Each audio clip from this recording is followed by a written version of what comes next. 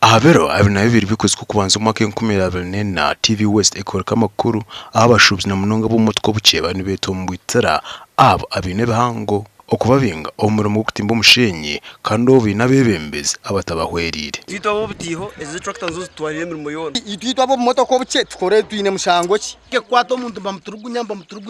bembezi yero C5 manya DPC manya RDC ngine cyo babahireyo irizoba abanema obakwatanise nebitongo y'ukwerinda na district basharamo okura okushaba kwaba bakwata hihi buri motoka ibashanga omchirombe izhati zirindiro akitabe kikuru cha polisi omuri Rwamapara nihanga ryito rya Uganda n'ibiragiro birungi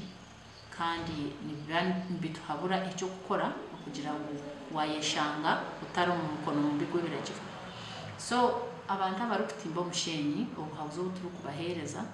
no kugira ngo batandike process yo gukora environmental impact assessment abarukutimba omushenyi nagira ngo wenda kozo umurimo oshime kugira permit so nico government yatireho ikiragiro cyo kugira ngo umuntu atakafa ku rugoko akatimba umwanya gubona agashanga gwijuremo byina hataruho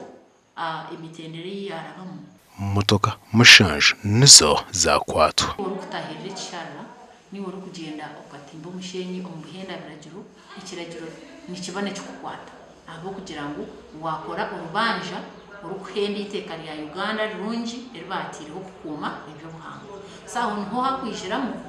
polisi bakakora investigations bakakutwara nangwa no mu kikomo kahikamo abatura abaherire imyanya ibakutima mu mushenyi aba nabonje kutereza ebitekateko byabo sino truck excavator ne pachira sino truck ne timbe ke pachira hati nyumbu owe cyarumba ntakora ki mantine chimkya muneki konga kwa izire forward ni ntimba kasenyi kanje nkato forward kiho ekikiho nanye mfune sente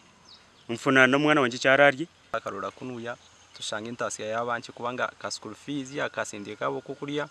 nibakiho omushenyi kandi zibanze timba zikikana hansi muno ndangu umuntu we nayitegereze ngo okukumebe buhangwa icyo kinte ekikwija kumanchi tuyamba abo TV West